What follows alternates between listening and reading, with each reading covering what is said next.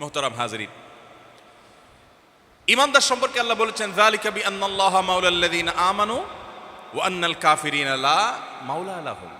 একজন অবিশ্বাসী মানুষের সাথে একজন ঈমানদারের পার্থক্যের জায়গা হলো এখানে যে বিশ্বাসী মানুষ ঈমানদার, তার অভিভাবক আছে, তার একটা বলার জায়গা আছে। আমি প্রায় সময় বলার চেষ্টা করি, আপনি আমি যত বড় শিক্ষিত হই না কেন, যত বড় ক্ষমতার মালিক হই না কেন, আপনি আমি যত বড় চেয়ারে অধিষ্ঠিত হই না কেন, যত সম্পদের অধিকারী হই না কেন, যত বড় মানুষ হই না কেন, প্রত্যেকটা মানুষ মুখাপেক্ষী। আল্লাহ সুবহানাহু ওয়া তাআলা এই কথাকেই কোরআনে বলেছেন যে আনতুমুল ফুকারা, তোমরা সবাই অভাবী। পৃথিবীতে কোনো মানুষ প্রকৃত অর্থে ধনী হতে পারে না। প্রত্যেকের অভাব আছে, প্রত্যেকের দুর্বলতা আছে, প্রত্যেকের চাওয়া এবং পাওয়ার জায়গা আছে, সে যেই হোক না কেন। এই অভাবী মানুষদের মধ্যে আমরা যদি কোনো একটা জায়গা চাওয়ার জায়গা থাকে, একজন পরম ক্ষমতাধর মানুষ, তারও কিছু সংকীর্ণতার সীমাবদ্ধতার জায়গা আছে, বলতে পারে না মানুষের কাছে, তারও বলার একটা জায়গা দরকার আছে। একজন মানুষ অনেক পয়সা কড়ি আছে, পয়সা দিয়ে সবকিছু সলভ করা যায় না। ধরুন ওনার স্ত্রীর সাথে ওনার বোঝাপড়াটা ভালো যাচ্ছে না, টাকা দিয়ে এখানে কিছু করা যাচ্ছে না, তাহলে এই ভদ্রলোকের এই সমস্যাটা সলভ করার জন্য একটা জায়গা তার দরকার আছে না নেই? কিন্তু সাধারণভাবে তো থাকে না, উনি কোথায় কার কাছে যাবে? আর এই জন্য আল্লাহ তাআলা বলেছেন যালিকা বিআন্নাল্লাহা মাওলাল্লাযীনা আমানু। আপনি যত বড় ক্ষমতাবান, যত বড় শিক্ষিত, যত বড় চেয়ারের মালিক এবং যত সম্পদশালী হন না কেন, আপনি যদি ঈমানদার হন, আপনার একটা ঠিকানা আছে, আপনার একটা জায়গা আছে। সেই জায়গাতে আপনি আপনার যে কোনো চাওয়াকে সাবমিট করতে পারেন, নিবেদন করতে পারেন। সেটা হলো আল্লাহ তাআলার দরবার।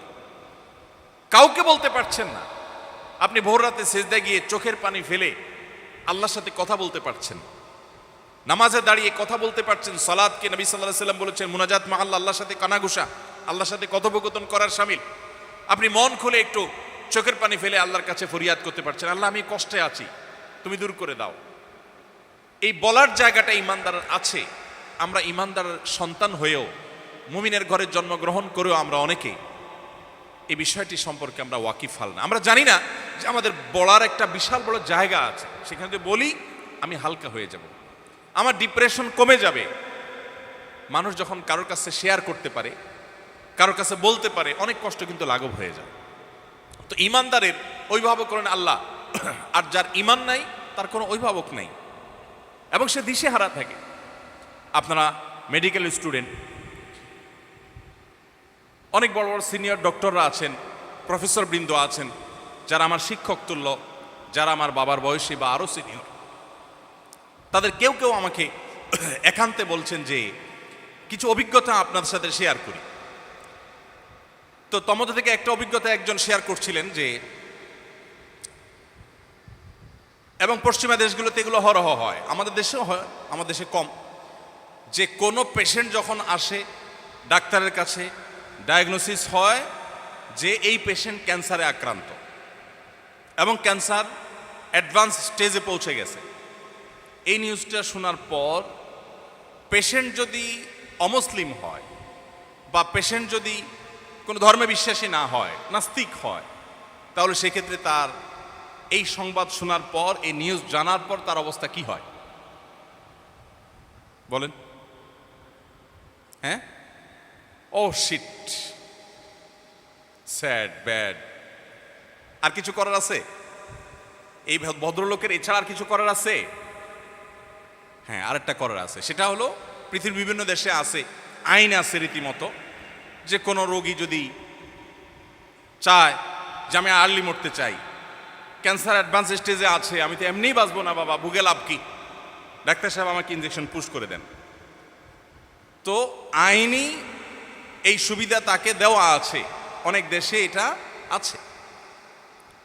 তো নাস্তিক হলে স্যাড, ব্যাড, শিট টিট বলে টলে এরপরে ইনজেকশন নিয়ে চলে যেতে, কারণ তার কোনো উপায় নাই, শেষ।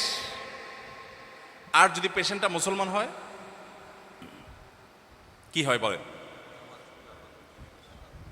ওই ডাক্তার বলছিলেন যে ভাই, আমার ওই পেশেন্টটা যখন তাকে বলা হয় যে আপনি তো ক্যান্সারে আক্রান্ত, অ্যাডভান্স স্টেজে আছেন, ভদ্রলোক যদি মুসলমান হন তো সাথে সাথে উল্টাপাল্টা যত লাইন গার্ড ছিল সব বন্ধ টন্ধ করে একদম সুইচের মতো সোজা হয়ে যায়, মসজিদে যাওয়া ধরে, নামাজ কালাম পড়া ধরে, জমজমের পানি কোথায় বিক্রি হয় যত টাকা দিয়ে লাগে কিনে এনে খেতে শুরু করে, আজোয়া খেজুর খাওয়া শুরু করে, কালো জিরা খাওয়া শুরু করে, মধু খাওয়া শুরু করে দেয় এবং জানে যে এগুলোতে শেফা আছে।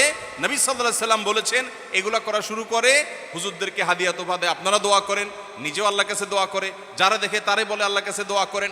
একটা জায়গায় সে দরখাস্ত জমা দিয়ে দেয়, সে জানে সব দুয়ার বন্ধ হয়ে গেছে, ডাক্তারদের কিছু করার নাই, কিন্তু একটা দুয়ার এখনো খোলা আছে, সেই দুয়ারে সকল অসম্ভব সম্ভব হয়। কোভিড-19 সময় ঢাকা মেডিকেল কলেজের একজন ডাক্তার আছে, আমার খুব ঘনিষ্ঠ বন্ধু মানুষ, পারিবারিক সম্পর্ক, বাসায় আসা যাওয়া আছে। গত 2-3 দিন আগেও ফ্যামিলি সহ তার বাসায় দাওয়াত খেয়ে আসছি, নাম বললাম না। তো ভাই আমাকে বললেন যে ভাই, করোনার সময় আমি এমন হয়েছে যে 1 মাস বাসায় যাই নাই, বরং আরো বেশি সময় হয়ে গেছে, গড়ায় গেছে যে বাসায় যাই নাই। ঢাকা মেডিকেল কলেজে ডিউটি করার পর চলে গেছি অন্য বিভিন্ন জায়গায়, বিভিন্ন হাসপাতালে রোগীদের সেবা দিছি, সব ডাক্তাররা আউন গাউন পরে অবস্থা খারাপ, আমি মাস্কই পরি নাই।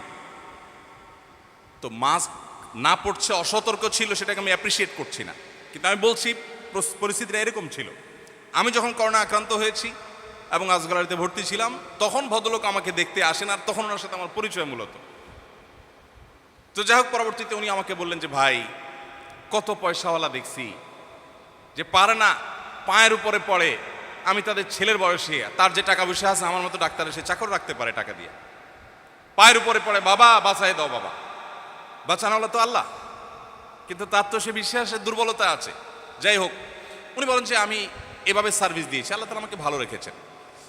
আমি ধানমন্ডিতে এমন ফ্যামিলির কথা জানি, আমার এক বোনের বাসার সামনের ফ্ল্যাট, স্বামী স্ত্রী দুজনেই ডাক্তার। করোনার শুরুর দিকে ওনারা দরজা জানালা সব যে বন্ধ করেছেন, প্রায় 1.5 মাস না 2 মাস যাবৎ বন্ধই ছিল এবং তারা ভিতরেই ছিলেন, যা ছিল সেগুলো তারা খেয়েছেন, শুরুতে নিয়ে তারা ঢুকে গেছেন এবং ইতোমধ্যে তাদের দুজনেরই করোনা পজিটিভ ধরা পড়েছে এবং তারা হাসপাতালে ভর্তি হয়েছে। এরকম ঘটনা প্রায় আপনারা দেখেন নাই পেপার পত্রিকায়। আবার এর বিপরীতে বাবা অসুস্থ, সন্তান বাবাকে সেবা করছে, ছেলে অসুস্থ, বাবা ছেলে সেবা করছে। এর মধ্যে কত অসতর্ক হয়েছে এবং এই জীবাণু যতটা ভয়াবহ, যত দ্রুত এটা বিস্তার লাভ করে, সেখানে দেখা গেল যে কিছুই হয় না, ভালো আছে। বলেন এখানে বৈজ্ঞানিক ব্যাখ্যা দিয়ে আপনি কি বুঝাবেন? কিছু বোঝানোর সুযোগ আছে? ওই ভদ্রলোকের ঘরে কোত্থেকে এই কোভিড-19 গিয়ে তার ওখানে অ্যাটাক করে বসলো, আর এত মাখামাখি করলে কিছুই হলো না।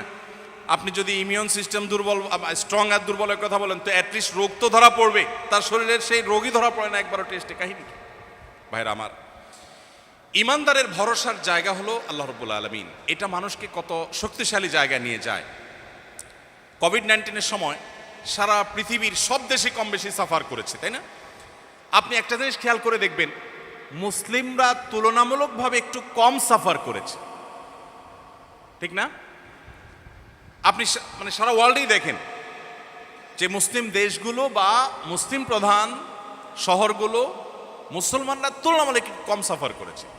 ওই করোনার সময় একটা টেলিভিশন টকশোতে এক ভদ্রলোক, ধর্ম বিশ্বাসী নন, তার সাথে একটা টকশোতে আমাকে একবার ডাকা হলো। আমি এই ধরনের টকশো যাই না, সাধারণত যাই না, কারণ এটা আমার সাবজেক্ট না, তারপরে যেতে হলো বিশেষ কারণে।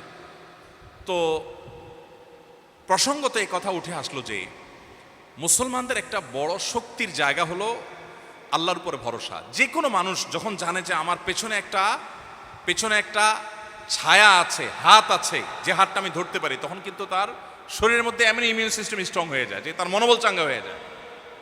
মুসলমানদের সেই জিনিসটা আসেন নাই। তো ইমানদার কিভাবে ডিপ্রেসড হয়ে যায়, ইমানদার কিভাবে ভেঙে পড়ে?